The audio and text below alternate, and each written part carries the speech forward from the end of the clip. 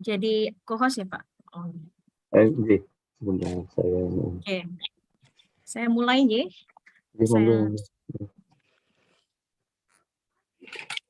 Bismillahirrahmanirrahim. Assalamualaikum warahmatullahi wabarakatuh. Waalaikumsalam warahmatullahi wabarakatuh.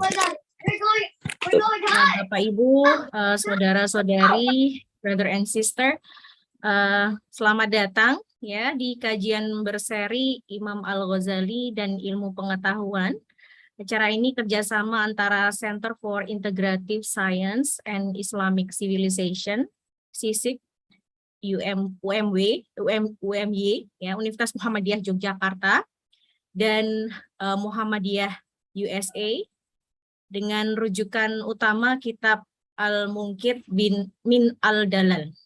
Kajian ini dilaksanakan setiap hari Jumat waktu USA atau hari Sabtu waktu Indonesia, 10 kali pertemuan, dan pada hari ini kita sampai kepada pertemuan kelima, tanggal 23 September 2022 waktu USA atau tanggal 24 September waktu Indonesia. Acara ini selalu dilaksanakan pukul 4 sampai 5.30 PM PST dan pukul 6 sampai 7.30 waktu Indonesia Barat. Terima kasih Bapak Ibu semua dan saudara-saudara semua bergabung di Zoom Muhammadiyah.us.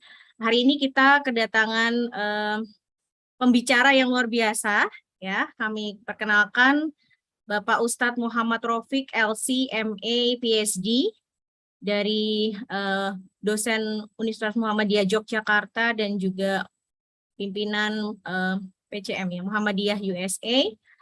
Dan saya sendiri moderator atas nama Diah Titis Kusuma Wardani, PhD. Saya juga dosen dari Universitas Muhammadiyah Yogyakarta, Prodi Ekonomi, FEB, UMY. Kemudian pada kali ini kita akan sampai pada topik kelima, yakni tentang pandangan Al-Ghazali tentang filsafat dan kaum filosof. Nah, sedikit selintas tentang Abu Hamid Al-Ghazali, Imam Al-Ghazali, sering disebut sebagai pemikir Muslim paling berpengaruh pada abad pertengahan. Dia dikenal sebagai pembaharu Islam, kemudian tokoh jenius yang dipuji oleh ulama Islam dan pemikir Barat sekaligus. Namun di sisi lain, orientalis menuduhnya sebagai penyebab kemunduran sains dalam peradaban Islam. Nah, kajian ini akan mengupas deskripsi Al-Ghazali mengenai krisis pengetahuan yang menimpa dirinya, kelemahan sekaligus relevansi beberapa cabang ilmu, hubungan antara politik dan perkembangan ilmu pengetahuan, dan kemajuan atau kemunduran sains setelah Imam Al-Ghazali. Baik, Bapak Raufik, alhamdulillah sudah hadir bersama kita. Bapak, akan kami beri waktu sekitar 1 jam ke depan, kemudian nanti ada 30 menit untuk sesi pertanyaan tanya jawab atau Q&A. Tanpa berlama-lama lagi, kepada Bapak Raufik, Ustadz Raufik, Muhammad Raufik, LC, MA, PhD, kami persilahkan. Baik, terima kasih. Assalamualaikum warahmatullahi wabarakatuh.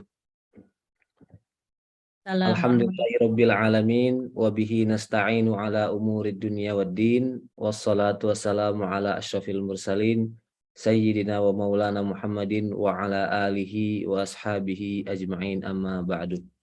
Yang saya hormati moderator kita pada pagi hari ini Ibu Dr. Diah Titis. Beliau dosen UMY di Fakultas Ekonomi. Alhamdulillah kita bisa bersilaturahmi dan sebuah kebanggaan dan kehormatan bagi Muhammadiyah USA bisa berada bersama teman-teman semua di grup ini, di forum Zoom ini, dan terutama alhamdulillah hari ini kita didampingi oleh moderator ibu-ibu untuk topik yang berbeda dengan topik yang lain. Saya merasa bahwa topik ini mungkin paling menanjak di antara topik-topik yang lain, tapi insya Allah kita bisa diskusikan pelan-pelan dan bisa mudah-mudahan topik yang menanjak bisa kita jelaskan dengan bahasa yang sederhana dan mudah-mudahan bisa dipahami nantinya. Dan saya ingin menyampaikan di awal bahwa topik mengenai pandangan Al-Ghazali mengenai filsafat dan kaum filosof adalah topik yang sangat strategis, pintu masuk bagi kita yang ingin belajar tentang paradigma integrasi. Jadi bagaimana mengintegrasikan antara ilmu-ilmu tradisional, keislaman, dengan ilmu-ilmu kemodernan, ilmu-ilmu yang bersifat kealaman, sains, sosial, humaniora, itu bisa kita pelajari dari bagaimana Al-Ghazali melakukan integrasi, mensintesakan antara ilmu-ilmu keislaman dengan ilmu-ilmu filsafat yang berasal dari peradaban sebelum Islam. Jadi ada hal yang praktikal dan ada hal yang bermanfaat yang bisa kita ambil langsung dari diskusi mengenai hal ini. Nah, saya akan share sedikit PowerPoint di awal saya, tapi sisanya nanti akan PowerPoint-nya saya tutup. Kemudian karena terlalu banyak bacaan dan bisa mendistraksi nanti, jadi ada 6 topik yang saya identifikasi yang bisa kita kaji dalam pertemuan ini, walaupun semuanya tentu saja melihat waktu. Yang pertama adalah narasi Al-Ghazali dalam Al-Munqidh Minad Dhalal tentang filsafat.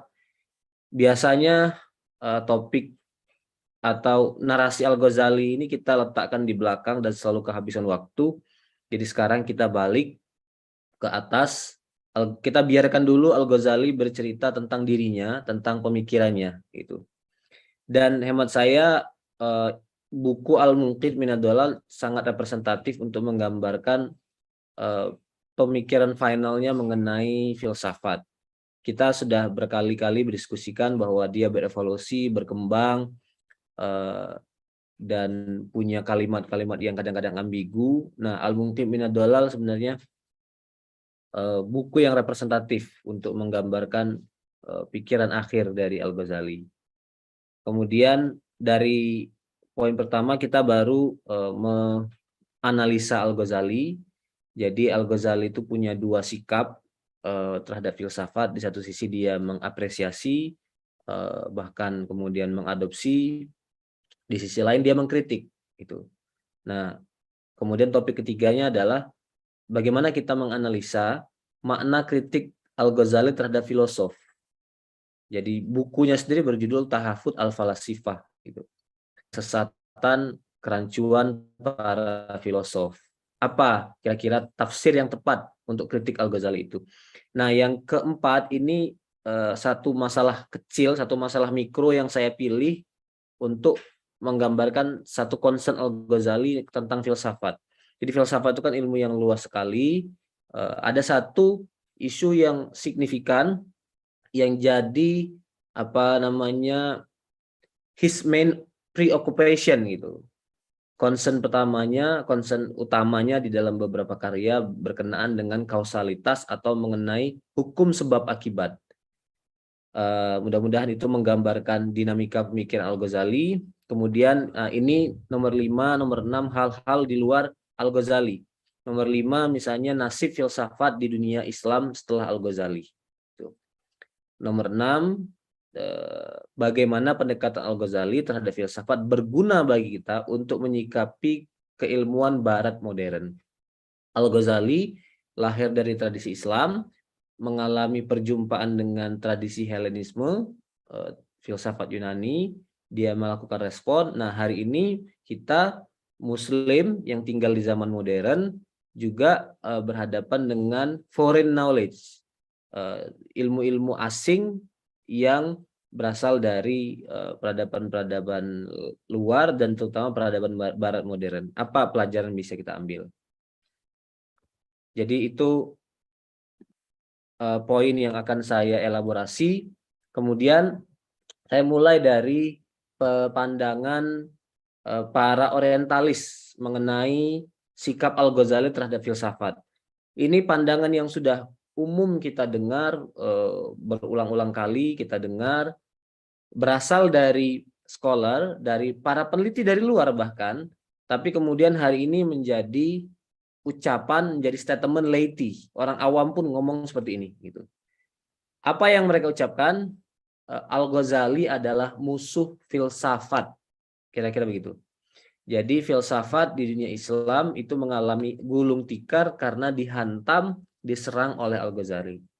Tokoh yang sampai kepada kesimpulan ini misalnya T.J. de Boer, orang Belanda, Ernest Renan, orang Prancis, Ignaz Goldziher, orang Hungaria, Montgomery Watt, orang England, gitu. Semuanya orientalis dan memang kita harus attentif gitu. Kalau orientalis ngomong tuh ya pakai bias. Jadi kita harus melihat background itu.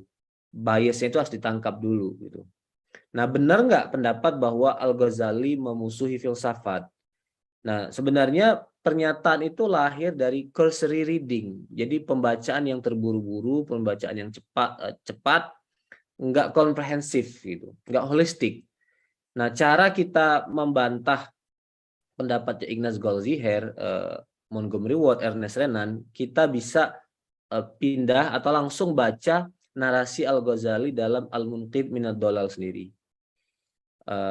Nah, kesalahan tokoh-tokoh seperti Ernest Renan, mereka itu hanya baca satu korpus, satu kitab misalnya Tahafut Al-Falasifah, kemudian mungkin menangkap kesan dari judulnya, sehingga impresinya adalah Al-Ghazali memusuhi filsafat. Padahal kompleks itu, memahami pemikiran manusia itu harus melihat intrikasi, melihat keterhubungan satu sisi dengan sisi yang lain.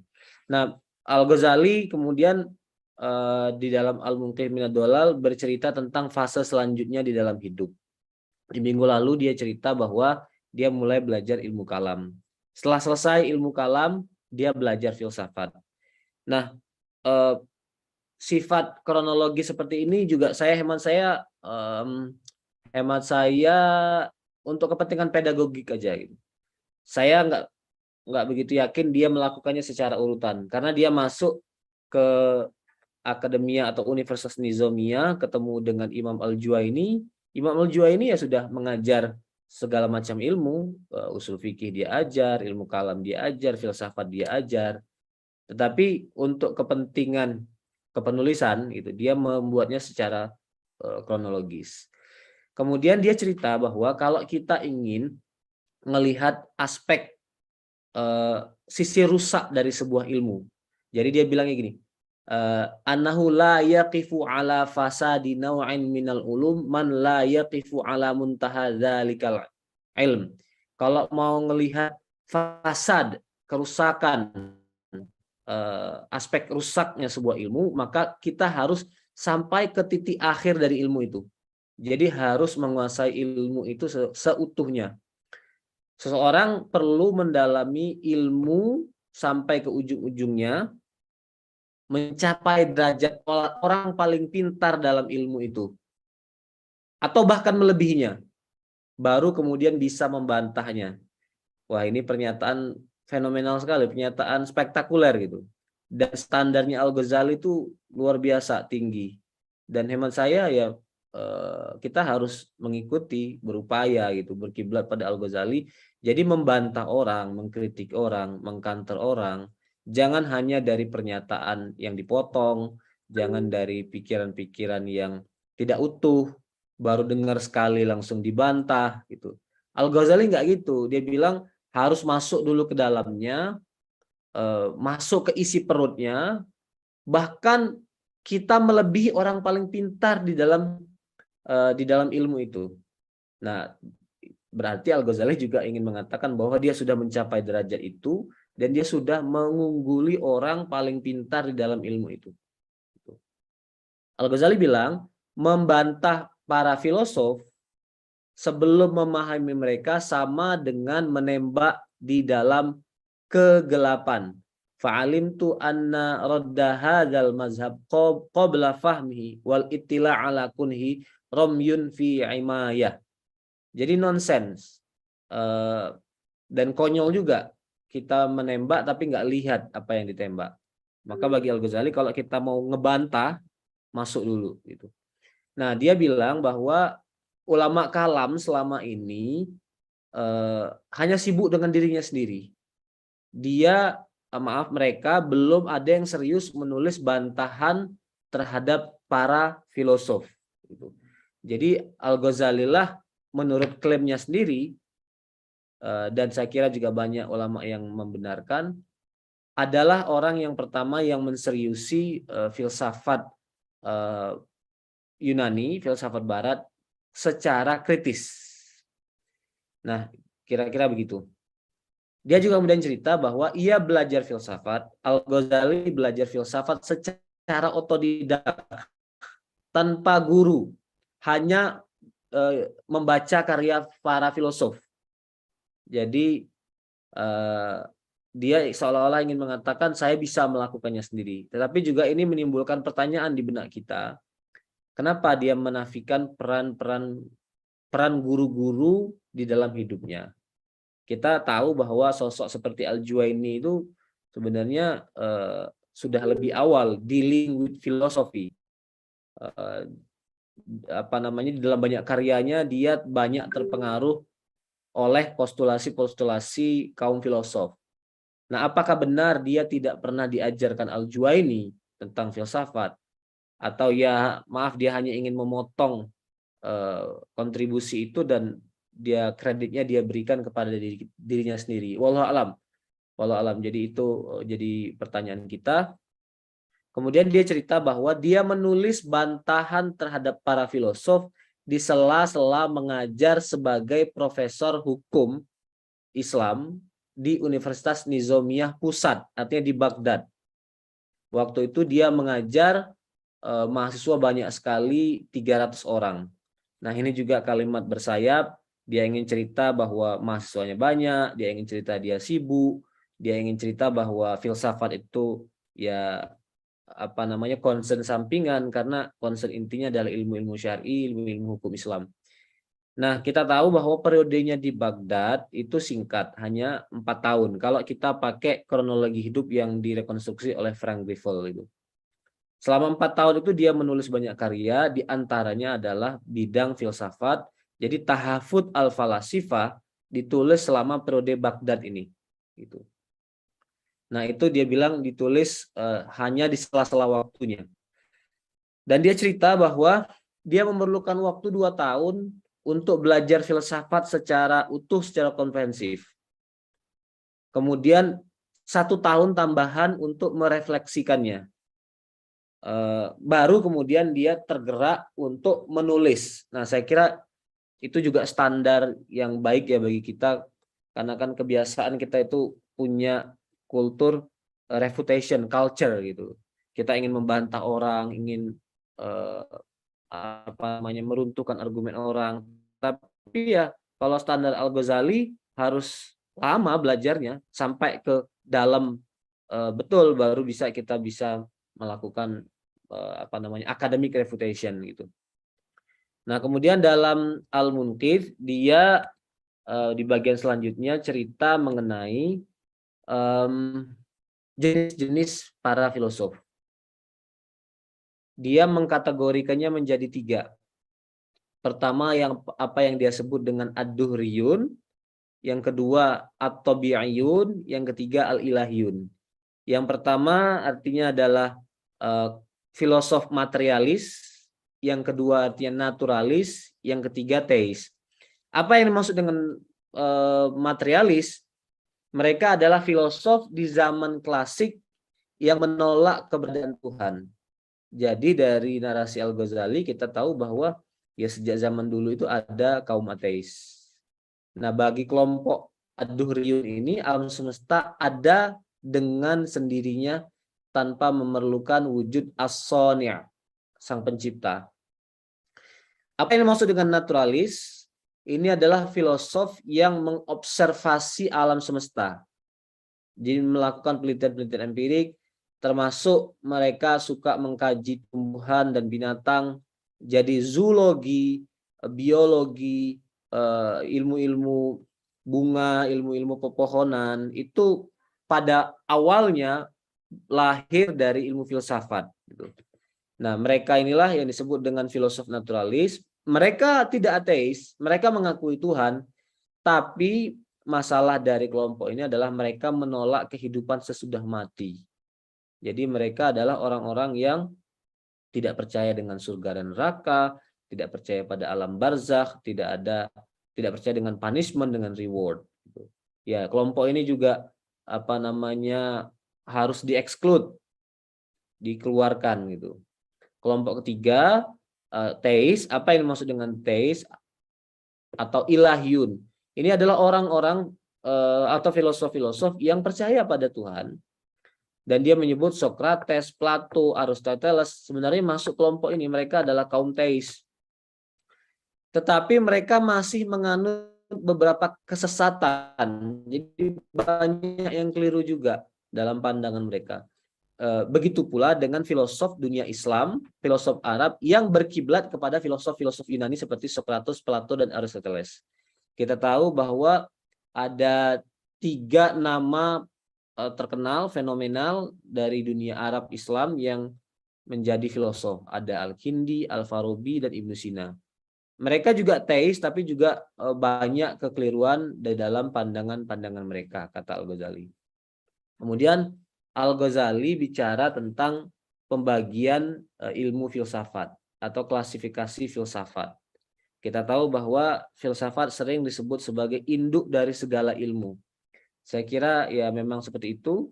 Al-Ghazali sendiri menyebut bahwa filsafat itu dapat dikategorikan menjadi 6. Ada 6 cabang filsafat. Yang pertama matematika, ar-riyadhiyah, kemudian logika, mantiqiyah, kemudian fisika, tabi'iyah, kemudian ilahiyah, tentang ketuhanan atau metafisika, sia-sia, filsafat politik, dan keempat khulqiyah, filsafat etika. Gitu. Nah, sekarang kita coba uraikan satu persatu deskripsi Al-Ghazali mengenai cabang-cabang filsafat ini. Pertama, matematika. Jadi ilmu matematika ini ilmu pasti, semestinya tidak bisa ditolak, gitu. Dan tidak ada hubungannya dengan agama. Jadi nafyan wa isbatan itu tidak ada hubungannya dengan agama. Tetapi karena ilmu pasti, dia tidak layak ditolak, kata Al-Ghazali. Nah, dari respon masyarakat Muslim terhadap ilmu matematika sebagai cabang filsafat itu ada 2. Dan 2 respon ini respon yang negatif, kata Al-Ghazali. 2 fenomena negatif yang disayangkan. Fenomena atau sikap negatif yang pertama adalah satu kelompok yang berkeyakinan bahwa karena ilmu matematika itu sangat precise, maka semua hal yang keluar dari filosof itu juga precise, pasti. Semuanya harus diterima. Jadi kan ya 1 sama 1 2, 2 kali 2 4. Itu ilmu pasti. Dan matematika ya lahir dari tradisi Yunani, filosof gitu. Kita kenal misalnya Pythagoras. Maka semua hal yang keluar dari filosof itu harus diambil semua, kata Al-Ghazali. Malah yang lebih disayangkan lagi adalah ada orang yang ikut-ikutan mengabaikan hukum agama, nggak mau lagi mempraktikkan syariah, karena mereka mengikuti gaya hidup kaum filosof. Jadi gaya hidup kaum filosof itu kan mereka nggak menganggap penting syariah, nggak menganggap penting hukum Islam. Orang seperti Ibnu Sina menganggap bahwa hukum Islam itu ya ada untuk orang awam. Saya ini elit, saya ini pinter gitu. Jadi saya nggak terikat. Bahkan dan ini yang membuat Al-Ghazali sendiri marah. Ibnu Sina itu kan mengkonsumsi wine, mengkonsumsi minuman keras. Nah, kalau ada orang yang berpendapat bahwa kalau memang agama benar, para filosof ini pasti orang yang beragama, gitu. Nah, karena mereka nggak beragama, berarti agama itu salah, gitu. Ini dijawab oleh Al-Ghazali. Oke, orang yang cerdas dalam ilmu matematika belum tentu cerdas dalam urusan metafisika. sulit sekali mencari orang yang ensiklopedik, yang polimet gitu. Jadi artinya ya pinter matematika, pinter metafisika sekaligus. Jadi orang yang benar bisa hitung-hitungan, bisa kali-kalian, belum tentu akidahnya benar gitu. Itu yang ingin dikatakan Al-Ghazali. Jadi jangan jadi muqallid, jangan menjadi imitator gitu. Nah, itu pesan Al-Ghazali. Dan itu sikap negatif pertama yang muncul sebagai respon terhadap kepastian ilmu matematika. Sikap negatif kedua, jadi karena ada filosof yang menolak Islam, maka ada pula sebagian orang yang menolak filsafat secara keseluruhan. Jadi ini fenomena kebalikan dari yang pertama. Jadi karena mereka memang Islam itu ada dalam hati mereka, standar kebenaran adalah nilai-nilai ajaran Islam. Ketika melihat ada filosof yang menolak ajaran Islam, nggak beragama dengan baik, berarti apa? Filsafat itu salah semua, gitu. Dan sama seperti fenomena pertama, fenomena kedua ini saya kira juga bisa kita lihat hari ini, gitu. Yang berpikirnya hitam putih, gitu. Bahkan kata Al-Ghazali ada yang ironi. Kelompok kedua ini bahkan menolak hasil perhitungan yang dilakukan oleh ahli astronomi terhadap fenomena alam, termasuk gerhana bulan dan gerhana matahari. Oh, karena dihitung pakai standar hitungan orang-orang Yunani, berarti nggak boleh diterima, nggak boleh kita ambil. Gitu. Nah, sikap ignoran seperti ini bahaya, kata Al-Ghazali. Bahaya. Salah satu dampaknya dari sikap ignoran seperti ini adalah orang pinter jadi antipati terhadap Islam gitu. Karena dia melihat Islam dari fenomena kelompok seperti ini yang sebenarnya nggak representatif gitu. Jadi ada orang-orang pintar, kaum filosof yang semakin menjauh dari Islam, menganggap Islam itu bertentangan dengan ilmu pengetahuan karena ilmu pasti pun ditolak gitu oleh mereka. Nah, ini kontradiksi dengan kelompok pertama tadi. Oke, sekarang kita masuk ke cabang kedua dari ilmu filsafat, yaitu ilmu logika, mantik. Apa sih ilmu mantik atau logika itu? Ini ilmu yang menyelidiki tentang pembuktian menggunakan metode silogisme, merumuskan kalau kita membuat definisi keilmuan, definisi yang benar itu seperti apa. Saya mau menyebutkan contoh mengenai silogisme dulu. Ini contoh sederhana. Misalnya saya bilang bahwa semua dosen UMY itu keren, gitu ya. Lalu saya bilang, Ibu Dr. Diah Titis adalah dosen UMY. Berarti Ibu Dr. Diah Titis adalah dosen yang keren. Jadi itu berdasarkan ilmu logika, kesimpulan yang diturunkan dari pernyataan besar, kemudian pernyataan kecil. Nah, yang seperti itu, dia bilang juga mengandung unsur kepastian. Tidak ada yang perlu ditolak dalam ilmu logika. Dan dia bilang bahwa ilmu logika itu universal. Memang betul dia lahir dari Yunani, dari Aristoteles, tapi kita melihatnya sebagai ya satu universal wisdom gitu. Nah, Al-Ghazali kemudian sampai pada satu pernyataan yang berani, saya kira. Orang yang menolak logika adalah orang yang tingkat intelijennya rendah, tingkat intelektualitasnya rendah.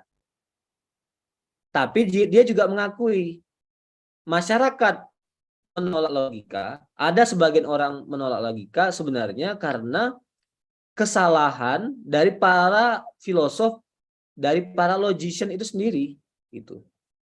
Mereka bilang bahwa kita harus logis, kemudian harus runtut, menggunakan silogisme, tapi ketika mereka bicara tentang isu ilahiyat, isu metafisika, para filosof ini gagal menerapkan standar kepastian tadi dalam pernyataan-pernyataan mereka.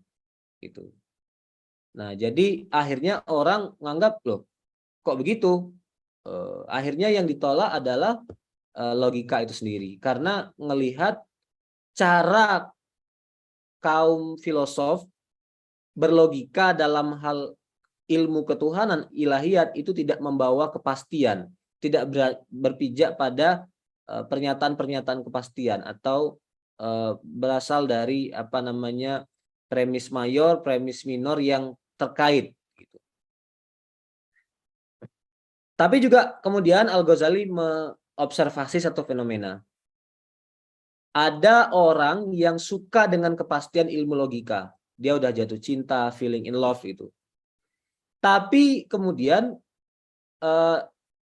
mencintai semua hal yang terkait dengan ilmu orang Yunani. Jadi kalau orang-orang Yunani itu kafir, nah pengikutnya yang tadi gandrung dengan ilmu logika jadi ikut-ikutan kafir. Gitu.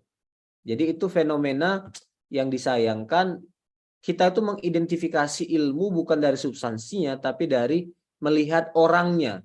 Itu yang banyak dikritik Al-Ghazali, terutama dalam autobiografinya ini, Al-Munqidh Minad Dhalal. Sekarang cabang ketiga dari ilmu filsafat, yaitu ilmu fisika. Nah, hari ini dia sudah berdiri terpisah ya. Bahkan kalau kita klasifikasi ilmu modern kan ilmu alam, kemudian ilmu sosial, ilmu humaniora. Ilmu filsafat biasanya dimasukkan ke humaniora. Ilmu fisika biasanya dimasukkan ke ilmu alam, natural sciences. Padahal pada awalnya dia lahir dari filsafat. Dan Al-Ghazali sendiri masih mengkategorikan filsafat sebagai cabang dari ilmu fisika sebagai cabang dari ilmu filsafat. Apa yang dimaksud dengan ilmu fisika? Ini ilmu yang mengkaji tentang alam semesta. Jadi mengkaji langit, mengkaji benda-benda angkasa, kemudian termasuk juga mengkaji unsur-unsur yang ada di bumi. Dia menyebut mengkaji air, mengkaji tanah, mengkaji udara, mengkaji api. Termasuk juga mengkaji atau melakukan studi terhadap perubahan benda-benda material. Nah, kata Al-Ghazali, agama Islam tidak menolak ilmu fisika. Jadi ilmu fisika itu ya netral aja. Kalau dia ilmu tentang alam ya bisa kita pelajari. Tetapi ada satu isu yang dipermasalahkan oleh Al-Ghazali.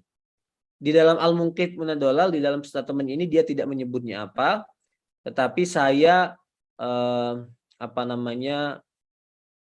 memandang dan saya berpendapat masalah fisika yang dimasalahkan oleh Al-Ghazali adalah masalah hukum sebab akibat. Gitu. Nanti akan kita bahas di belakang. Jadi dia menyebut satu isu dari fisika yang saya kritik dalam Tahafut Al-Falsifah, tidak langsung dia jelaskan apa, tapi saya berpendapat itu adalah masalah kausalitas, masalah hukum sebab akibat.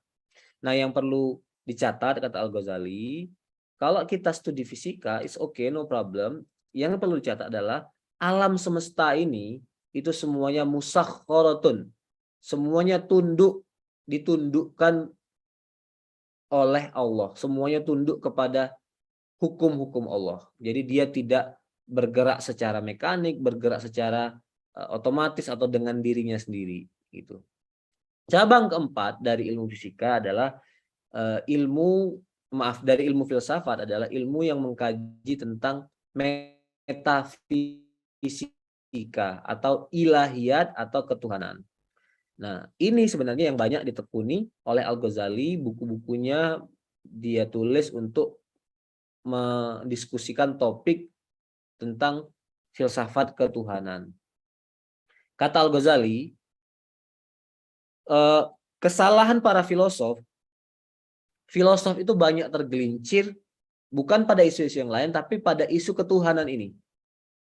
Terutama karena mereka gagal menerapkan metode kepastian dalam ilmu logika tadi, seperti saya jelaskan sebelumnya. Jadi mereka punya standar kepastian, silogisme, tapi ketika dipakai pada bidang teologi, itu kemudian gagal. Nah, banyak hal yang ingin dibuktikan oleh kaum filosof, dan yang ingin dibuktikan tidak ada masalah yang benar, tapi cara membuktikannya yang keliru. Gitu. Nah, itu yang dikritik Al-Ghazali. Bahkan dia bilang, pandangan Aristoteles dalam bidang metafisika seperti yang diceritakan oleh filosof yang menggandrunginya, Al-Farabi dan Ibnu Sina, sebenarnya banyak kemiriban dengan Islam. Walaqad qaruba madhabu Aristoteles fiha min madzahibil islamiyyin ala ma naqalahu Al-Farabi wa Ibnu Sina. Oke. Nah, Al-Ghazali kemudian bercerita di dalam Al-Munqidh ini, di buku lain, maksudnya di buku Tahfudz Al-Falsifah, saya sudah menulis 20 masalah filsafat, terutama di bidang ketuhanan. 17 dari 20 itu adalah masalah yang kita bisa menyebut itu adalah bid'ah, inovasi, kekeliruan besar, tapi di antaranya kemudian tiga sisanya adalah kekeliruan yang sangat besar. Siapapun yang meyakini tiga hal ini layak dikafirkan atau layak dikeluarkan dari Islam. Gitu. Ini narasi dia di dalam Al-Muqid Minad Dollar.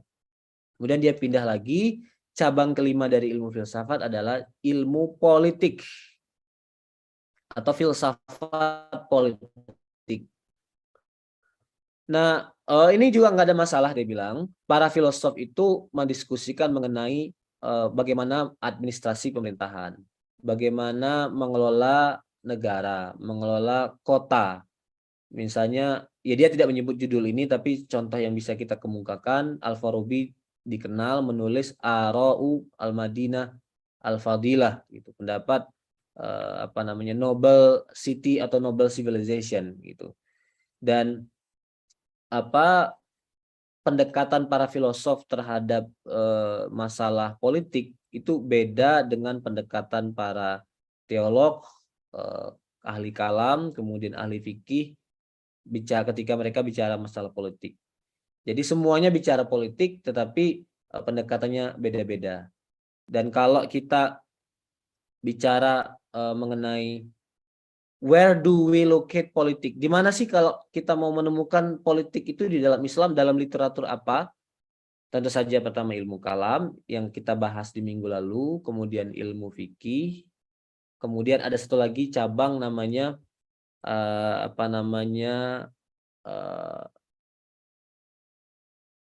nasihatul muluk. Jadi dia genre-nya adalah genre memberikan nasihat kepada para raja, genre advice gitu. Nah, yang keempat, di mana kita bisa membaca ilmu politik dalam literatur Islaman dari karya para filosof gitu. Kata Al-Ghazali nggak ada masalah dengan filsafat etika. Filsafat politik. Dan yang terakhir ini juga relatif paling panjang didiskusikan oleh Ghazali ketika dia bicara tentang cabang-cabang ilmu filsafat. Ini cabang ke-6, yaitu filsafat etika atau filsafat akhlak, filsafat moral. Ya, istilah itu ya bisa punya makna yang berbeda-beda, tetapi untuk ya kepentingan penyederhanaan kita anggap aja filsafat etika, moral, dan akhlak. Nah, apa sih yang didiskusikan para filosof ketika bicara tentang akhlak? Mereka membicarakan tentang kualitas jiwa manusia, ar-ruh, soul gitu ya, an-nafas, kebiasaan an-nafas, termasuk juga cara meninggikan akhlak, termasuk juga cara melawan sifat buruk. Nah, kata Al-Ghazali, para filosof itu ketika bicara tentang akhlak, sebenarnya mereka banyak mencuplik ide-ide dari kaum sufi. Jadi kaum sufilah yang lebih dalam kalau bicara tentang akhlak gitu. Itu mereka baca, mereka pinjam, kemudian mereka kembangkan sendiri. Jadi ada percampuran antara sufisme dan spekulasi-spekulasi filsafat. Nah, percampuran ini ternyata juga melahirkan dua respon yang negatif di tengah umat Islam. Pertama, respon dari orang yang menolak filsafat etika, dan kedua, respon dari orang yang menerima filsafat etika. Kita mulai dari yang kedua dulu. yang menolak filsafat etika. Karena di dalamnya tercampur perkataan kaum sufi, ada Al-Quran dan hadis, dengan perkataan para filosof. Mereka akhirnya juga menolak perkataan dan pemikiran kaum sufi itu sendiri. Jadi artinya, karena ada filosof, ada kutipan-kutipan dari Yunani, ya udahlah, semuanya saya tolak sekalian gitu. Padahal ya sama seperti mutiara yang tercampur dengan batu. Kata Al-Ghazali, tinggal dipisahkan aja mutiara dengan batu, jangan ditolak semuanya gitu. Nah, orang seperti ini, kata Al-Ghazali, ini orang yang akalnya lemah gitu. Jadi ya Al-Ghazali kadang-kadang menggunakan bahasa sarkastik. Orang seperti ini menilai bukan dari substansi, bukan dari konten, tapi dari siapa yang mengucapkan. Nah, Al-Ghazali punya satu contoh lain. Orang seperti ini, kalau dengar ada orang Kristen bilang, La ilaha illallah wa Isa Rasulullah. Orang yang akalnya lemah ini akan menolak ucapan itu. Kenapa? Karena diucapkan oleh orang Kristen, katanya. Padahal substansinya benar. Gitu. Substansinya benar. Nah, jadi orang yang lemah akal melihat masalah bukan dari substansi tapi dari siapa yang mengucapkannya. Orang pintar nggak gitu. Orang pintar melihat substansi bukan siapa yang mengatakannya. Ini dia bilang pesannya Ali bin Abi Thalib. Gitu. Nah, Al-Ghazali kemudian membuat suatu analogi. Analogi ini bagus dan cerdas sekali. Saya kira salah satu cara untuk melihat kecerdasan orang itu adalah seberapa mampu dia menyederhanakan hal-hal yang sulit gitu. Nah, Al-Ghazali membuat sebuah perumpamaan untuk menyederhanakan masalah. Orang pinter itu kita ibaratkan seperti petugas money changer. Orang yang tugasnya adalah menerima penukaran uang. Tugasnya dia apa? Memilih mana uang yang layak diterima, mana uang yang layak ditolak. Saya kira-kira seminggu datang ke Jogja dari Arizona. Yang saya lakukan kan pasti pertama ke money changer. Saya survei kemana-mana termasuk yang katanya menguntungkan bagi kita orang yang mau menukar dolar itu money changer yang ada di Hotel di Malioboro. Itu juga ada 2 tempat saya survei dulu. Saya pergi ke yang pertama karena yang kedua tutup. Yang pergi ke yang pertama ini detail sekali mereka mengecek dolar. Kalau ada dolar warna lama, cetakan lama itu rendah. Kalau ada dolar yang kelipet itu juga rendah. Kalau ada dolar yang cacat, harganya bisa turun gitu. Atau bahkan ada dolar yang ditolak gitu. Nah, tapi kemudian saya tidak tukarkan semuanya. Seminggu 2 minggu kemudian saya survei lagi ke depannya, ternyata mereka tidak terlalu selektif. Ya ada seleksi juga tapi tidak ketat. Nah, kata Al-Ghazali, orang pintar itu seperti petugas penukaran uang, kerjanya nyeleksi mana uang yang diterima, mana uang yang tidak diterima. Tuh. Nah, Al-Ghazali juga bilang kalau gitu orang yang lemah akalnya ini ya udah sekalian kita jauhkan aja dari filsafat etika, dari filsafat secara umum. Sama seperti orang yang nggak bisa berenang harus dijauhkan dari laut. Tapi jangan semua orang dijauhkan dari laut. Kalau orang yang pintar berenang ya biar aja mereka berenang. Jadi filsafat itu bagi yang nggak mampu ya nggak usah, tapi bagi yang mampu silakan. Gitu kata Al-Ghazali. Anak kecil atau bukan hanya anak kecil, orang yang tidak profesional harus dijauhkan dari ular. Jangan sekali-sekali megang ular. Tapi kalau pawang ular ya silakan gitu. Dia punya skill gitu. Orang yang tidak bisa membedakan baik dan buruk, kata Al-Ghazali, harus dijauhkan dari filsafat.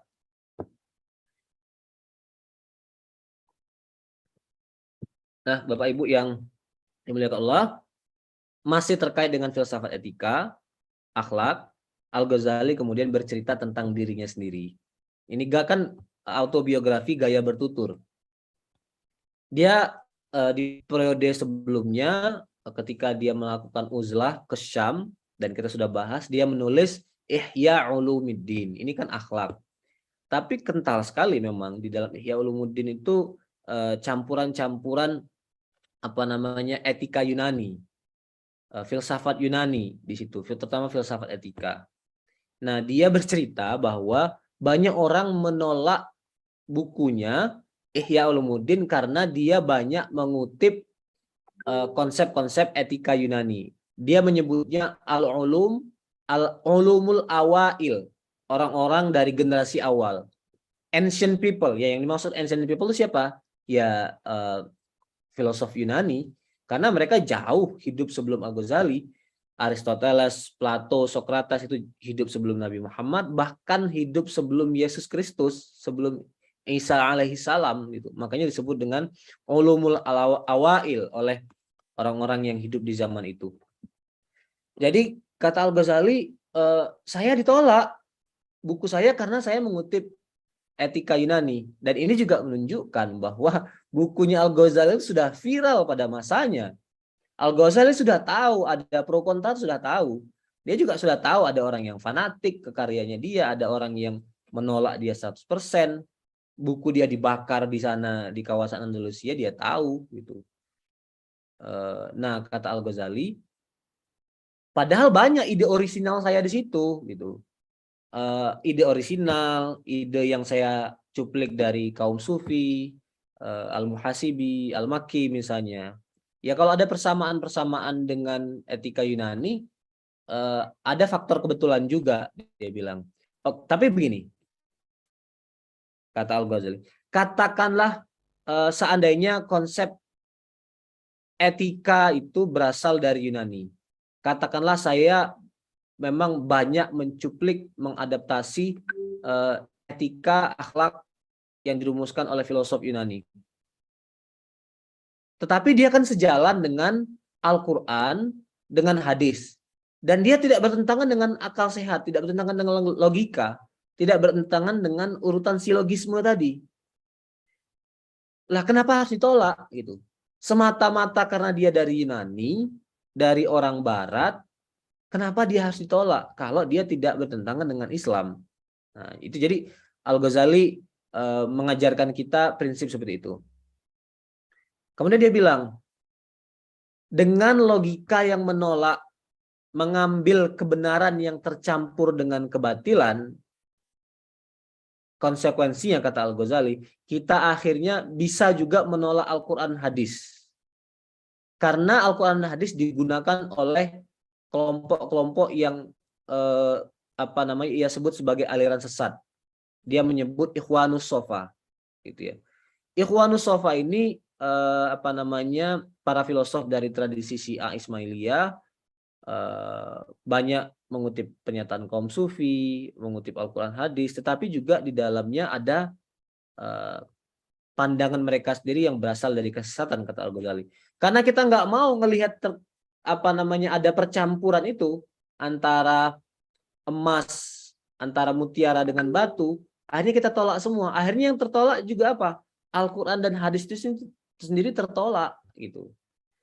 Jadi itu logika hitam putih, dan bagi Al-Ghazali ya nggak bisa kita sebagai pembelajar hanya mengambil dari tempat-tempat yang hanya mengandung emas itu. Dan saya pikir Al-Ghazali sedang berdialog dengan kaum intelek lah, kaum scholar gitu. Kalau orang awam ya nggak bisa punya ekspektasi seperti itu. Orang awam ya kalau menghidangkan sesuatu ya isinya semua sudah harus emas, sudah harus diseleksi, jangan tercampur. Hanya orang-orang terdidik, orang yang punya jiwa kritis juga, nalarnya sudah diasah, yang bisa diberikan kesempatan, dibolehkan untuk mengeksplorasi seluasnya. Dan pernyataan itu sih nggak lahir dari Al-Ghazali. Jadi ada kesan ya dia juga menarik orang, memaksa orang yang awam menjadi elit gitu. Al-Ghazali membuat contoh, orang pintar itu tidak masalah minum madu walaupun madu itu dia temukan di gelas bekam. Gitu. Nah, orang awam nggak mau karena dia pikir oh gelas bekam ini ada darah di situ, biasa dipakai untuk darah. Jadi dia ngelihat surahnya dulu, bentuk formalnya dulu. Tapi orang pintar enggak, dia lihat oh gelasnya bersih, steril, walaupun itu bentuknya atau umumnya dipakai untuk bekam, untuk darah, tetapi kan di dalamnya madu, ya nggak ada masalah. Orang pintar tuh mau minum madu yang ada di gelas bekam. Nah, tapi orang bodoh, istilah Al-Ghazali lagi, menolak madu ini. Tuh. Oke, nah sekarang dampak negatif filsafat etika pada orang yang menerimanya. Sebagian orang menerima keseluruhan filsafat etika Yunani tanpa menyaringnya lagi. Gitu. Jadi ini kebalikan dari yang pertama, karena ada percampuran, ditolak semua. Yang kedua ini, karena ada percampuran, akhirnya diterima semua. Seperti yang dipermasalahkan oleh Al-Ghazali adalah orang yang mengambil, menelan bulat-bulat karya Ikhwanus Sofa. Memang benar ada Al-Quran, ada hadis, ada etika kaum sufi, tapi tercampur dengan kesesatannya. Gitu. Oke, Bapak-bapak, ibu-ibu yang dimuliakan Allah, demikian narasi Al-Ghazali tentang filsafat dari kitabnya Al-Munqidh Minad Dhalal. Jadi itu sesi pertama dari kajian ini. Kita sekarang akan masuk ke bagian selanjutnya, yaitu bagian kedua. Topik kedua mengenai respon Al-Ghazali terhadap filsafat. Kalau ini sudah murni sifatnya analitis, tidak lagi deskriptif. Jadi Al-Ghazali itu punya dua sisi terhadap filsafat. Pertama, dia mengapresiasi, bahkan kemudian mengadopsi, dia ambil, untuk kemudian dia racik, diadaptasi. Dan kedua, dia juga mengkritik. Dan mengapresiasinya sangat jauh. Dia membuat pernyataan yang bahkan cenderung mewajibkan satu disiplin dalam filsafat, dan mengkritiknya juga sampai kepada poin yang sangat jauh juga, sampai mengkafirkan. Gitu.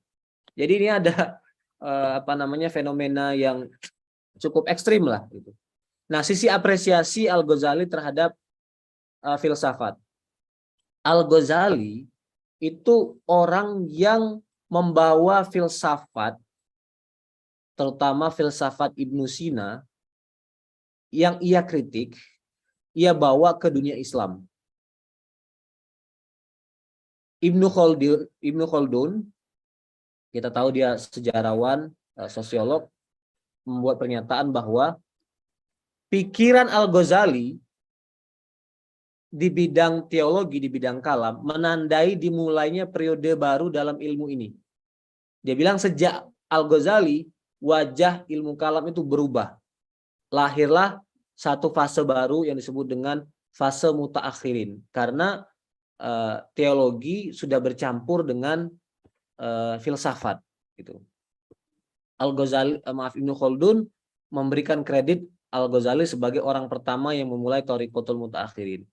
Walaupun kemudian banyak peneliti yang bertanya juga, bukannya Al-Juwaini itu juga menseriusi filsafat, itu.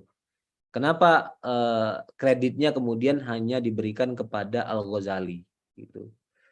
Nah, apa yang dilakukan Al-Ghazali terhadap filsafat? Apa yang dia bawa ke dunia Islam? Pertama, dia membawa metode silogisme tadi yang sudah saya ceritakan. Dosen UMY keren-keren. Ibu Diatitis dosen UMY, Ibu Diatitis adalah keren. Itu metode demonstratif namanya. Metode silogisme dirumuskan oleh Aristoteles, dibawa oleh Al-Farabi, Ibnu Sina. Dia bawa, kemudian dia masukkan ke dalam ilmu teologi, ilmu kalam, dan ilmu teori hukum Islam. Bahkan dia bilang, orang yang tidak menguasai ilmu logika, ilmunya tidak terpercaya. Gitu. Karena ilmunya nggak sistematis, nggak runtut, itu. Sampai ke situ pernyataan Al-Ghazali, bahkan mewajibkan ilmu logika. Dan saya kira pengaruh Al-Ghazali itu luas sekali di dunia Islam, di dunia sampai ke kita, ke Indonesia, di pesantren-pesantren kita, terutama yang bercorak tradisional, yaitu warnanya adalah warna Al-Ghazali. Gitu. Mereka mengajarkan mata pelajaran logika. Bahkan dulu tradisi di Majelis Tarjih juga ada apa namanya ulama-ulama tarjih yang menulis tentang ilmu logika, termasuk Kiai apa namanya Ketua Majelis Tarjih terlama Kiai Haji Wardan di Poningrat itu menulis buku tentang pengantar ilmu logika. Saya kira itu dampak atau pengaruh dari Al-Ghazali yang menganggap bahwa seorang thalibul ilm, pembelajar harus bisa ilmu logika, harus menguasai ilmu ini. Termasuk juga yang dia lakukan adalah dia tidak mengkritik apa yang disebut dengan teori emanasi, bahkan dia gunakan dalam satu bukunya itu Mishkatul Anwar. Apa itu teori emanasi? Kalau nanti kita punya cukup waktu kita diskusikan di belakang. Tapi kalau tidak nanti bisa dibaca aja PowerPoint saya. By the way ini PowerPoint-nya sudah saya perbaharui lagi dari yang saya share tadi malam. Terutama saya ingin memastikan bahwa topik-topik yang agak menanjak ini bisa menjadi aksesibel, bisa dipahami. Jadi saya masukkan ilustrasi, saya masukkan gambar gitu. Nah, termasuk juga tadi seperti saya ucapkan di awal, Al-Ghazali mengapresiasi filsafat dengan menggunakan etika Aristoteles di dalam Ihya Ulumuddin. Dia menyebut manusia itu punya 4 potensi sifat. Ada hikmah, wisdom, ada syuja'ah, ada iffah, ada keadilan. Ini harus diseimbangkan. Kalau kita baca Ajaibul Qalb misalnya The Marvels of the Heart, keajaiban hati, dia Al-Ghazali mengelaborasi 4 potensi watak manusia itu. Kemudian itu sisi apresiasi, tapi juga Al-Ghazali tadi saya bilang punya sisi kritik. Pertama, dia mengkritik bahwa filosof tidak membawa argumen yang meyakinkan ketika bicara metafisika, bicara ilahiyat. Kedua, kritiknya adalah dalam banyak hal para filosof ini membelakangi wahyu. Jadi mereka mengabaikan wahyu. Orang seperti Al-Farabi, Ibnu Sina, Al-Kindi merasa bahwa yang mereka lakukan adalah Islami. Makanya orang seperti Syihab Ahmad itu menyebut ya walaupun ditolak oleh ortodoksi keyakinan mayoritas, apa yang dilakukan oleh Ibnu Sina itu adalah Islami gitu. Walaupun bertentangan dengan Al-Quran hadis, tapi karena dia merasa itu Islami, ya Islami gitu. Nah, jadi ya tokoh modern seperti the late almarhum Syihab Ahmad itu sangat terpengaruh oleh Ibnu Sina, bahkan kita bisa mengatakan ya paradigma Ibnu Sina. Tapi tokoh yang mengkritik Syihab Ahmad, Khalid Abu Fadil, itu bisa kita katakan tokoh jelmaan Al-Ghazali. Karena Al-Ghazali mengkritik Ibnu Sina karena mengabaikan wahyu, karena punya gaya hidup bebas, minum alkohol, begitu juga dengan Khalid Abu Fadil.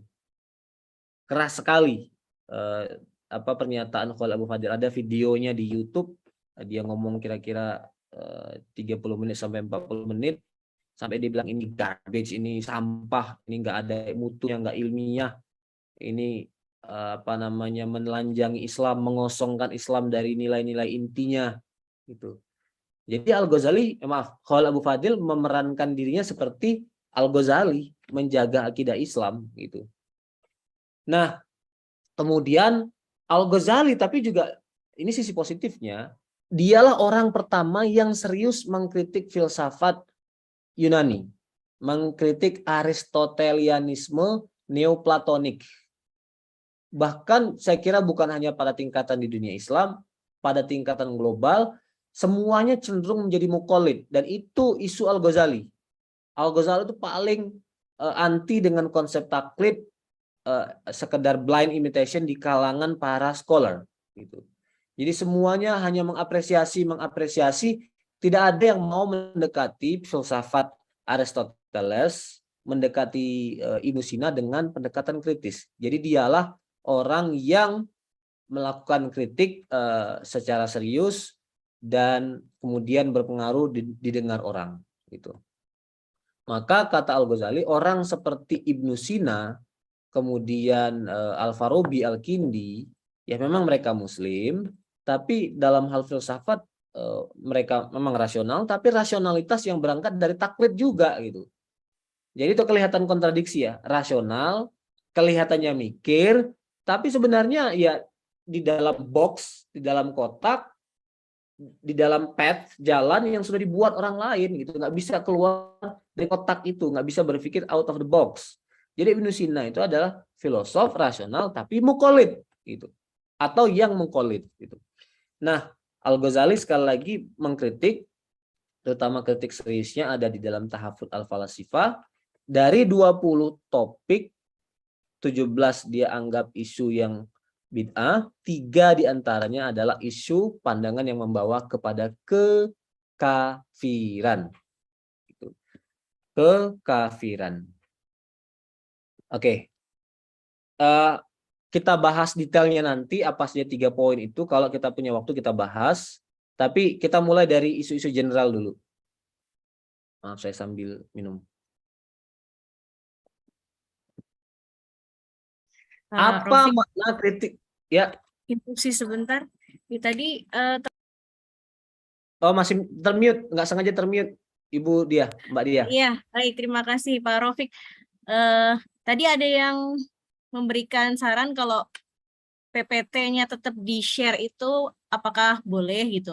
Tadi saya men-share materi di chat box, nggak apa-apa ya Pak ya? Ya, nggak apa-apa. Ya, kalau mau ditampilkan begini, cuman memang banyak tulisan, saya nggak sempet bikin ilustrasi, jadi saya pikir nanti mendistraksi, jadi tadinya saya share aja. Tapi kalau mau dilihat PowerPoint bisa saya tampilkan ini. Terima Ini kasih saya Pak. terus presentasi atau kita diskusi dulu Mbak? Ini Mbak. Nah, ini sudah jam 7.02 dan ada pertanyaan di chatroom, gimana kalau dijawab dulu Pak Rofik ya? Oke. Ya, jadi dari Pak Agus Jamil menanyakan apakah pada zaman Al-Ghazali itu sudah ada penamaan matematika dan fisika pada era Al-Ghazali ini ya? Apakah ini hanya penafsiran modern dari pemahaman logika saja, logika? Kalau nama-nama itu sebentar, pemahaman logika, matematis, semua natural science pada saat itu hanya bernama filsafat begitu. Begitu saja, sehingga orang tertarik pada studi fenomena alam, kemudian disebut secara jelas sebagai filsuf yang polimet. Gitu. Bagaimana Pak? Jadi istilah spesifiknya sudah ada Pak Agus, Prof. Agus di di zaman Al-Ghazali. Jadi istilahnya tadi kan riyadhiyah itu untuk matematika, mantiqiyah untuk logika, tabi'iyah untuk fisika gitu. Filsafat akhlak, filsafat etika. Jadi nomenklatur itu sudah ada. Saya nggak tahu di zaman Aristoteles apakah masih general filsafat gitu ya, induk dari semua ilmu. Tetapi ketika dia bertransformasi ribuan tahun kemudian di zaman Al-Ghazali, dia sudah berdiri sebagai satu disiplin, subdisiplin ilmu filsafat lah, kira-kira gitu.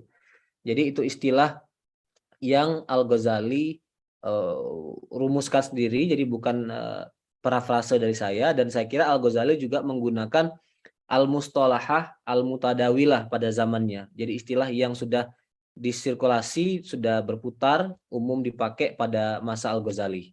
Gitu. Begitu, mudah-mudahan menjawab. Baru itu pertanyaannya. Oke, kalau begitu saya lanjutkan dulu ya. Ya, silakan Pak. Nah, Al-Ghazali mengkritik kaum filosof. Apa maknanya? Judul bukunya kan terang sekali, Tahafut Al-Falasifah, kesesatan kaum filosof. Ada 3 kemungkinan penafsiran. Pertama, Al-Ghazali menolak filsafat secara keseluruhan. Ini framework yang dipakai oleh orientalis generasi awal tadi. Dan umumnya umat Islam sampai hari ini juga masih banyak yang percaya dengan sudut pandang ini. Jadi Al-Ghazali itu menghantam, meruntuhkan bangunan filsafat. Al-Ghazali anti filsafat. Saya kira ini tafsir yang paling tidak bisa diterima dan tidak bisa dipertahankan gitu. Jadi kita harus berhati-hati benar membuat statement tentang tradisi Islam, karena kadang-kadang yang kita sampaikan itu lahir dari bias, kemodernan, dan lahir dari tesis-tesis orientalis gitu. Terutama kelompok modernis. Kelompok modernis yang biasa melihat Islam dari sudut pandang ya kemodernan zaman gitu ya. Banyak sekali bias-bias yang lahir dari orientalis yang mempengaruhi kita dalam melihat fenomena, melihat Islam gitu.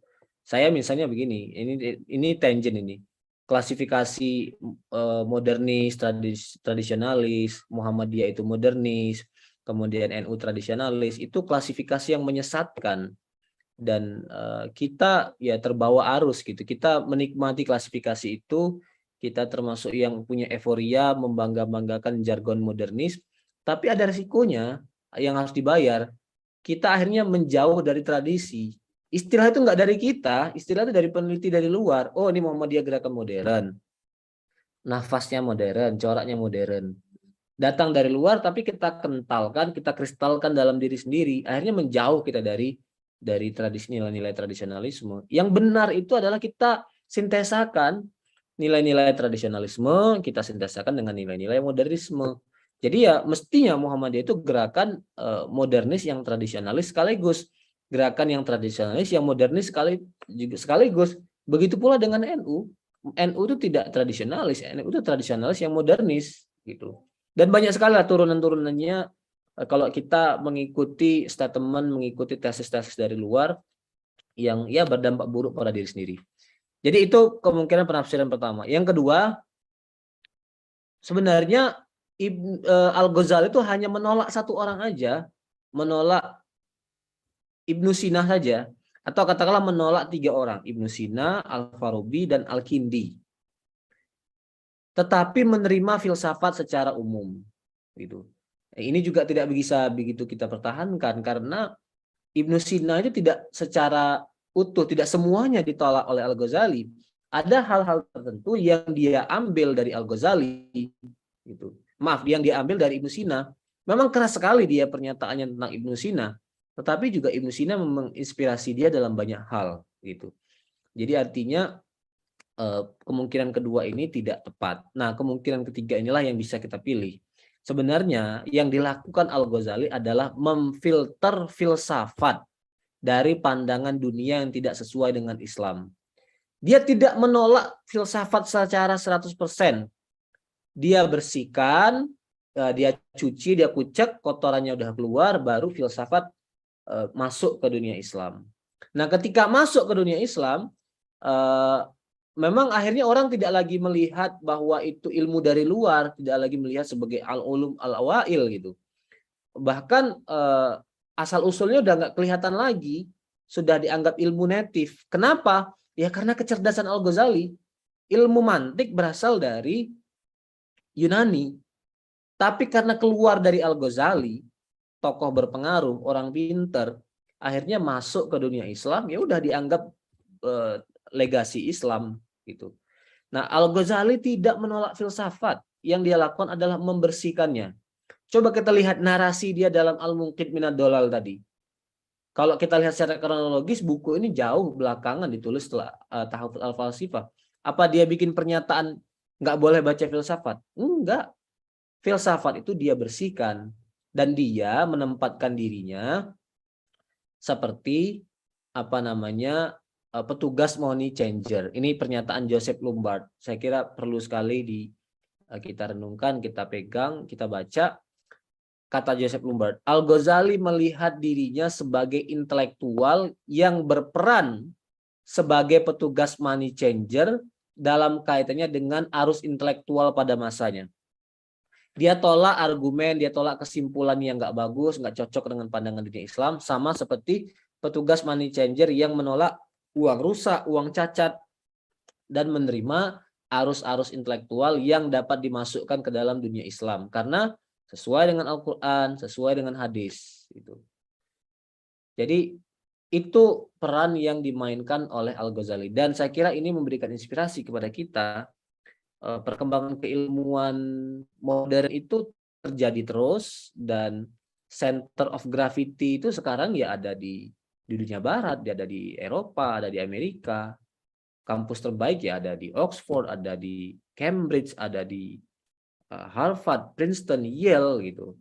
Dan lahir keilmuan baru, disiplin-disiplin baru, antropologi, sosiologi, dan lain-lain gitu. Nah, bagaimana sikap kita? Ya, sikap kita saya kira bisa belajar dari Al-Ghazali. Kita punya dimensi apresiasi, tapi juga ada dimensi kritik sekaligus gitu. Dan nggak bisa hitam putih. Misalnya antropologi gitu ya. Kita berkaca dari pengalaman satu disiplin ini. Antropologi itu memang lahir dari warisan kolonial. Ilmu yang digunakan oleh para penjajah untuk mempenetrasi masyarakat yang mereka jajah di suku terdalam. Mereka masuk ke hutan-hutan, mereka mengumpulkan data, datanya itu dibawa ke perpustakaan, dianalisalah oleh orang seperti Abby Tyler, atau dianalisa oleh orang seperti Emil Durkheim. Dan dia membuat pernyataan tentang masyarakat yang dia sebut sebagai savage, yang dia sebut sebagai masyarakat primitif gitu. Dan pernyataannya itu ya memang dibuat untuk melanggengkan penjajahan gitu. Tapi kan dunia keilmuan tuh berkembang terus gitu. Ilmu antropologi dikritik, ada yang disebut dengan dekolonisasi. Bahkan khusus untuk antropologi sudah masuk kepada jilid kedua, Decolonization of Anthropology 2.0. Jadi sudah masuk ke tahapan kedua. Di tahun awal-awal tahun 70-an, orang sudah mulai sebenarnya mengkritik antropologi. Talal Asad sudah menulis tentang kaitan erat antropologi dengan penjajahan. Kemudian postulasi-postulasinya, teori-teori sudah dikritik. Dan sekarang dibersihkan terus gitu ilmu itu. Jadi artinya kita bisa belajar banyak hal dari antropologi, terutama kalau kita ingin belajar masyarakat, pengalaman real orang beragama, ya ilmu yang menyediakan perangkatnya, menyediakan konsep dan teori detailnya adalah antropologi melalui studi etnografi. Jadi nggak bisa kemudian kita abaikan, kita kesampingkan hanya karena pengalaman sejarahnya dia pernah jadi alat penjajahan. Sosiologi juga begitu. Ada dimensi kolonial di dalam disiplin-disiplin ilmu itu. Maka yang harus kita lakukan saat dealing berinteraksi dengan ilmu-ilmu kemodernan adalah dua hal sekaligus. Mendekolonisasi, membersihkan dimensi kolonialnya. Bahasanya Jasir Audah kemarin itu ya, critical engagement, hubungan yang kritis. Tapi pada saat yang sama kita juga menyerap, kemudian adaptasi dan disetiasakan gitu.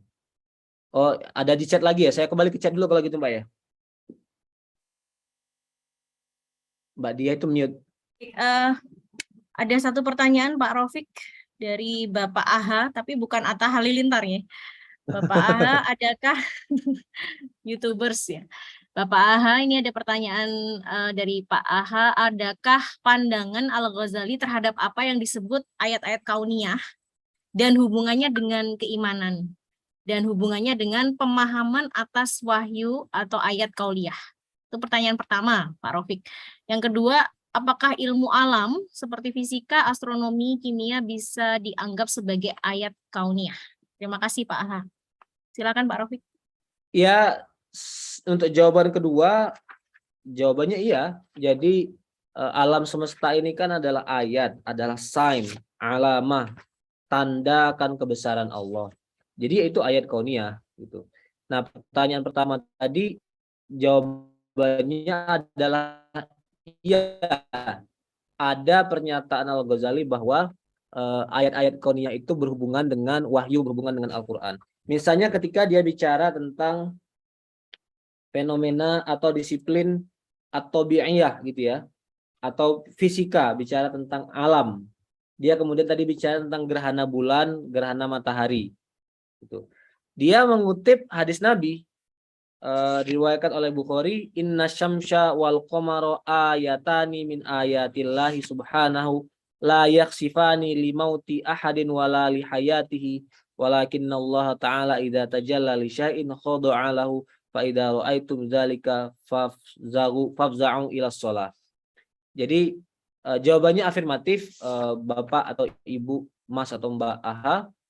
Jadi Al-Ghazali menghubungkan atau bi'iyah, fenomena fisika alam semesta dengan Al-Qur'an, dengan keimanan gitu. Saya kira begitu. Baik, Oke. terima kasih Pak Rafiq. Bisa dilanjutkan, Pak. Ya, saya tadi berhenti di sini.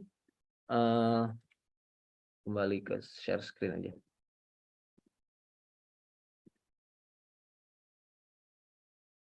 Nah, jadi saya tadi cerita tentang ini agak teknis, sudah ke isu mikro. Saya singgung sedikit untuk sekedar memberikan flavor gitu. Al-Ghazali bicara mengkritik kaum filosof dalam Tahafut al-Falasifah. Ada 3 isu paling serius yang disoroti Al-Ghazali karena menurut dia isu ini membawa kepada kekafiran. Pertama, pandangan bahwa alam semesta tidak memiliki awal. Jadi alam semesta itu eternal. Qadim. Qadim kan bahasa Arab artinya lama. Tapi maksudnya la awwalalahu. Nanti kita jelaskan kenapa para filosof bisa sampai ke situ. Kedua, Tuhan tidak mengetahui hal-hal detail. Hanya mengetahui hal-hal yang umum, universal. Ketiga, kebangkitan manusia nanti di hari kiamat itu tidak bersifat jasadi, tapi hanya bersifat rohani.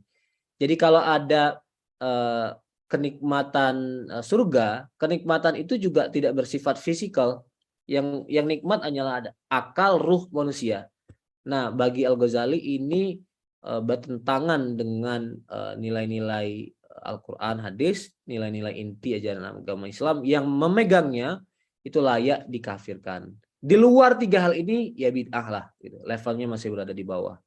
Termasuk tadi misalnya Ibnu Sina yang minum alkohol. Bahkan Ibnu Sina tuh gini, dia ngerasa bahwa para filosof atau dirinya itu lebih pintar daripada para nabi, gitu. Dan dia bilang bahwa para nabi itu menyembunyikan kebenaran. Kebenaran itu sebenarnya kebenaran rumit seperti yang diyakini oleh para filosof. Jadi para nabi menyederhanakan hal yang rumit kepada orang awam supaya dipahami oleh orang awam. Padahal kebenaran itu nggak kayak gitu. Kebenaran itu adalah apa yang ada di dalam kepala para filosof. Nah, itu juga pernyataan dari Ibnu Sina, tapi pernyataan itu tidak terlalu mendapatkan perhatian serius dari Al-Ghazali, tidak sampai membuat dia mengkafirkan Ibnu Sina. Bagi dia, oke, itu tolerable gitu. Bukan tolerable, maksudnya itu kesalahan besar tapi tidak sampai pada tingkatan kafir. Termasuk juga para filosof menolak sifat Tuhan. Tuhan itu tidak punya sifat. Tuhan itu esensi yang sederhana. Wahid basit, satu zat yang tunggal yang sederhana, tidak memiliki sifat. Itu juga itu keliru, itu kesesatan, tapi tidak mencapai pada tahap kekafiran. Sekarang kita jelaskan satu persatu, terutama beberapa poin, 2 poin di awal. Alam semesta tidak memiliki awal. Kebayang nggak ini? Gimana orang filosof bisa sampai ke sini? Ya, ini berasal dari logika kaum filosof yang memang kalau dilihat tuh konsisten gitu. Jadi begini, bagi kaum filosof, alam semesta ini adalah pancaran dari Tuhan. Gitu. Jadi Tuhan itu adalah sebab kausa dari alam semesta. Jadi orang seperti Ibnu Sina itu tidak menolak keberadaan Tuhan, mereka mengakui keberadaan Tuhan. Tapi dia tidak beranggapan bahwa Tuhan menciptakan alam semesta dari ketiadaan. Pernyataan Al-Quran yang sangat clear cut, crystal clear, itu kan Tuhan mengatakan kun fayakun. Jadilah, maka kemudian menjadi. Jadi artinya alam semesta itu pernah tidak ada, kemudian menjadi ada. Bagi para filosof enggak. Jadi mereka menyebut, ada yang disebut dengan hubungan sebab akibat. Tuhan itu sebab, dan akibatnya adalah alam semesta itu sendiri. Hubungan sebab dan akibat itu selalu langsung, selalu pasti. Gitu. Misalnya gini, ini masalah kausalitas, hubungan sebab akibat, tetapi kita bawa kepada masalah fisika yang juga menjadi concern Al-Ghazali. Ini gelas ya. Gelas ini kalau saya lepas dari tangan saya, dia akan pecah. Akan jatuh kemudian pecah. Nah, hubungan sebab menjatuhkan dengan akibat dia pecah itu langsung, bahkan para filosof mengatakan terjadi pada saat yang bersamaan, tidak ada jeda, tidak ada pisah gitu. Dan sifatnya pasti. Itu yang dikritik oleh Al-Ghazali. Nah, dari pandangan inilah mereka membawanya ke isu metafisika, ke isu ketuhanan. Tuhan itu dirinya sendiri meniscayakan adanya alam semesta. Gitu. Karena Tuhan itu adalah qadim, tidak memiliki awal, maka alam semesta juga tidak memiliki awal. Gitu. Jadi alam semesta itu sudah ada sejak awal. Gitu. Maaf, sudah ada ya berbarengan dengan wujud Allah. Gitu. Itu yang saya katakan tadi, sebab dengan akibat itu terjadi secara koeksisten, secara bersamaan. Nah, baik dalam metafisika, dalam hal ketuhanan, dan dalam hal fisika itu juga semuanya ditolak oleh Al-Ghazali. Dan ini isu kontroversi Al-Ghazali. Dia dituduh menolak ilmu pengetahuan, menolak perkembangan sains, karena menolak hukum sebab akibat. Lah, sains itu kan berkembang ketika orang melakukan penelitian kan, melakukan sebab akibat. Tapi Al-Ghazali bilang enggak pecah itu. Itu asal muasal kenapa dia dikatakan anti sains, kenapa dia dikatakan anti filsafat, karena pernyataannya tentang hukum sebab akibat. Tapi terus terang begini, itu pernyataan yang ambigu, dan kalau kita lihat pandangan para peneliti tentang Al-Ghazali itu pandangan yang sangat beragam, bahkan bertolak belakang. Orang seperti Michael Marmura, dia bilang, oh ya benar-benar Al-Ghazali itu menolak hukum sebab akibat. Dan Marmura ya representasi orang kebanyakan. Kalau kita baca bukunya Tahafut Al-Falasifah, pernyataan eksplisit Al-Ghazali mengarah ke situ. Apa namanya, orang tiba-tiba bisa kenyang tanpa makan. Buku bisa berubah menjadi katakanlah batu misalnya, tanpa melalui proses fisika hukum sebab akibat gitu. Ya, sekali lagi Michael Marmura mewakili kecenderungan pembaca umum yang membaca Al-Ghazali secara sekilas. Tetapi dilawan dia oleh Richard Frank yang sudah meninggal. Enggak. Itu hanya pernyataan luaran aja. Sebenarnya Al-Ghazali itu justru ya mengikuti cara berpikirnya Ibnu Sina, mengikuti para filosof. Al-Ghazali itu percaya hukum sebab akibat. Lah, dua hal yang bertolak belakang lahir ketika membaca Al-Ghazali. Lalu lahirlah tokoh seperti Frank Grifel yang memberikan jalan tengah. Wait. Begini sebenarnya cara membaca Al-Ghazali. Al-Ghazali tidak menolak sebab akibat. Al-Ghazali percaya bahwa kalau gelas ini saya lepaskan, dia jatuh, dia pecah. Percaya dia bisa terjadi. Tetapi Al-Ghazali mengatakan, Frank Grifel mengatakan, bagi Al-Ghazali itu bukan sebuah kepastian. Itu bedanya dengan para filosof. Filosof mengatakan itu pasti pecah. Pasti pecah karena ya itu hukum alam. Enggak. Kita bisa membayangkan dunia di mana ketika saya banting, dia nggak pecah. Gitu. Jadi bagi Al-Ghazali kepastian itu bertentangan dengan sifat Allah yang maha kuasa, maha mampu. Kalau Allah berkehendak bisa nggak pecah. Gitu. Jadi kalau Allah berkehendak, hukum alam itu bisa tidak berjalan sebagaimana mestinya. Jadi Allah bisa keluar dari hukum alam. Itu dalam PowerPoint saya membawa gambar kapas dengan api.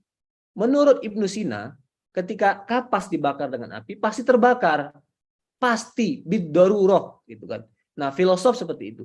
Bagi Al-Ghazali dia enggak pasti. Dia bisa terbakar, tapi juga bisa tidak kalau Allah berkehendak. Nah, kenapa dia bilang bisa tidak terbakar? Ya karena membuka pintu mukjizat. Kan pada kenyataannya Allah membuat mukjizat.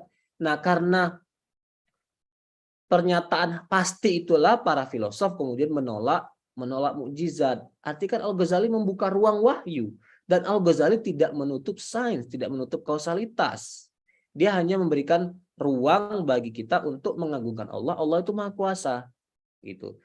Dan ini pernyataan Frank Grifel, di mana dunia yang bisa kita temui, bahwa yang bisa kita jumpai ketika kapas dengan api bertemu tidak terbakar, itu ada fi alami dzihn, di dalam dunia abstrak. Ya tidak kita lihat sekarang gitu. Tidak, kalau kita praktek ya nggak kelihatan, tapi dia ada gitu.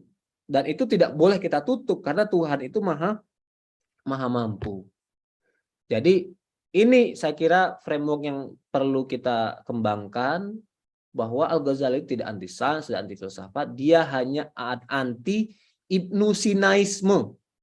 Jadi istilahnya itu Ibnu Sinaisme, atau istilah lain yang digunakan oleh Frank Grifel, necessarianism, atau bisa kita terjemahkan yang ditolak oleh Al-Ghazali adalah kepastianisme. Itu istilah dari saya sendiri, tapi mudah-mudahan bisa ditangkap apa yang saya maksudkan dari istilah itu. Nah, sekarang mungkin satu lagi sebelum kita akhiri, supaya ada gambaran mengenai isu-isu filsafat. Tadi saya bilang bahwa Tuhan tidak mengetahui hal-hal detail, hanya mengetahui hal-hal umum. Bagaimana kita memahami pernyataan filosof itu yang kemudian dikritik oleh Al-Ghazali? Kita melihatnya dari gambar ini nih. Saya besarkan dulu. Jadi saya bilang tadi di awal bahwa menurut filosof, Tuhan itu menciptakan alam semesta tidak dari ketiadaan, tidak dengan bilang kun fayakun. Alam semesta itu lahir dari pancaran. Dari Allah kemudian memancar, lahirlah alam semesta. Nah, mereka Al-Farabi membuat 10 tingkatan wujud. Wujud kedua yang ada adalah alam, adalah langit. Coba kita lihat itu spirit ya.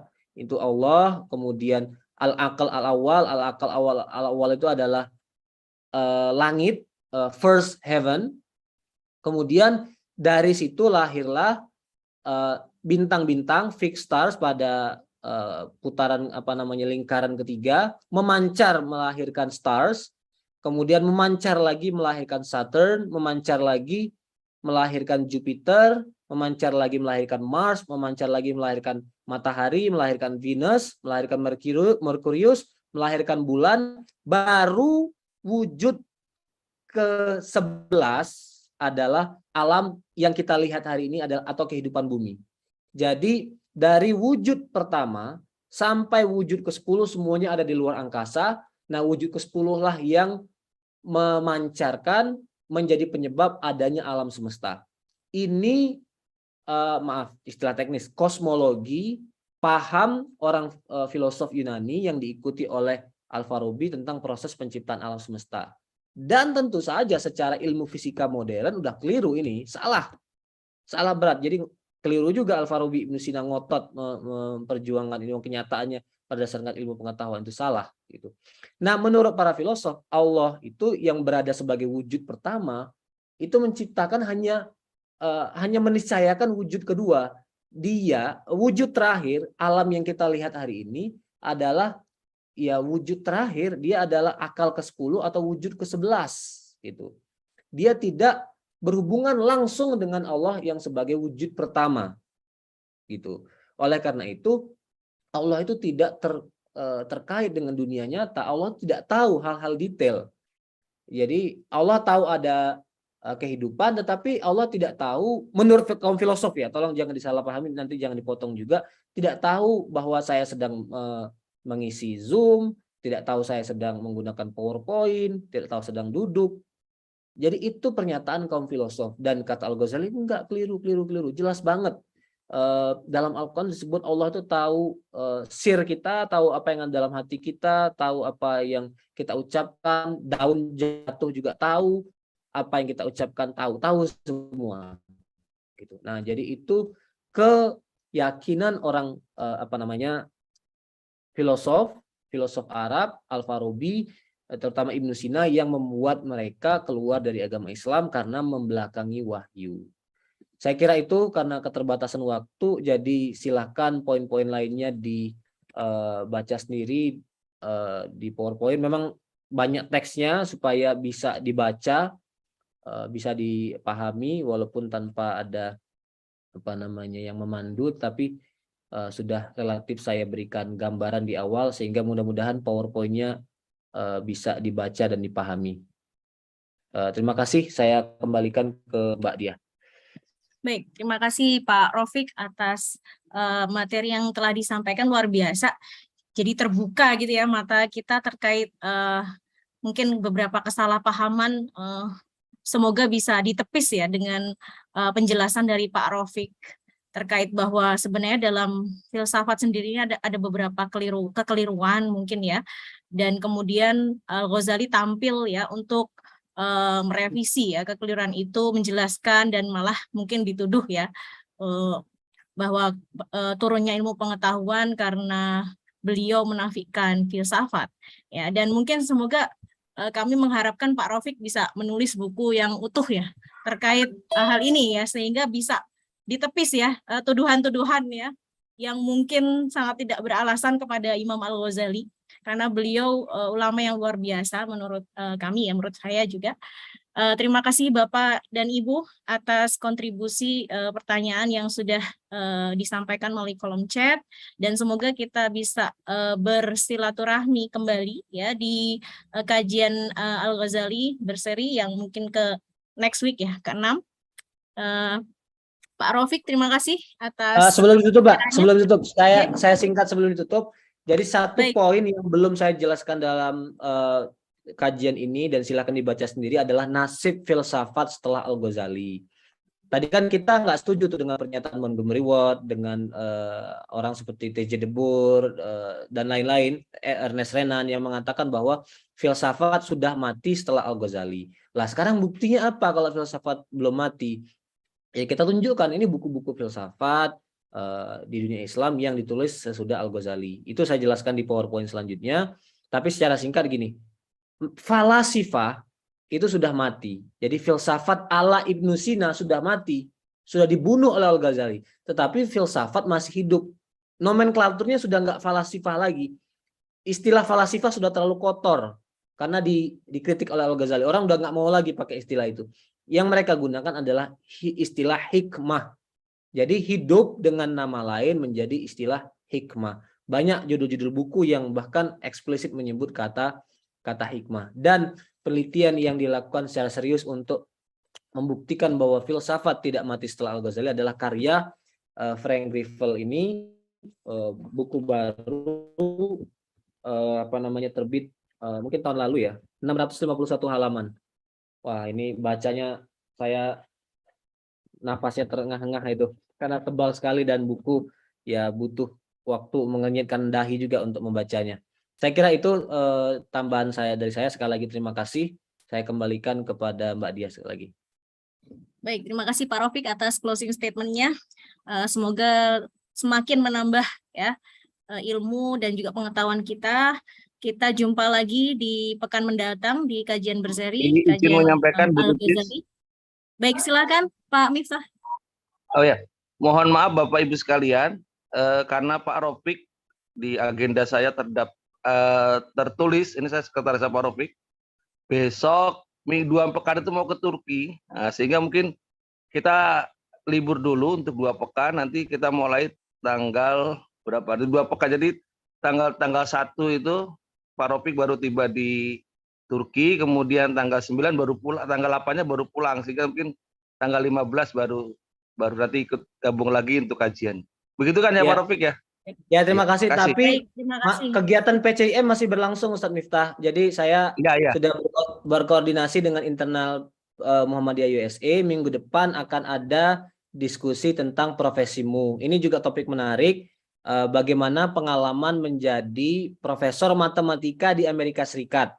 Itu ada profesor perempuan yang akan mengisi. Minggu depannya lagi topik sederhana, berkebun di Amerika Serikat. Jadi 2 minggu insya Allah nggak kosong, masih ada Jadi kegiatan. artinya untuk Luar tema biasa. Al-Ghazalinya di liburan apa kajiannya tidak libur, tapi tema Al-Ghazalinya yang Al-Ghazalinya. libur. Terima Ya, kasih. terima kasih Al-Ghazalinya Ustaz mau Miftah. vacation dulu Terima ya. kasih. Baik, kajian Al-Ghazalinya mau vacation dulu ke Turki. Kita seling dulu dengan kajian yang lebih ringan, yang mungkin alhamdulillah ya berkebun luar biasa ini akan memberikan refreshment untuk Bapak Ibu semuanya. Baik, Ya. saya tutup kajian berseri Imam Al-Ghazali pada pagi hari ini. Mudah-mudahan kita istiqomah dalam mencari ilmu. Kita tutup dengan baca hamdalah dan doa penutup majelis. Alhamdulillah. Alhamdulillahirabbil alamin. Subhanallahumma wa bihamdika. Subhanallahumma wa Bihamdik, bihamdika. asyhadu an la ilaha illa anta, astaghfiruka wa atubu ilaik. Billahi Terima taufiq wal kasih, hidayah. Ustaz. Wassalamualaikum warahmatullahi wabarakatuh. Terima kasih Bapak Ibu. Terima kasih Waalaikumsalam. Ustaz. Ya, terima kasih Pak Agus. Pak Agus. Ya. Terima kasih semuanya.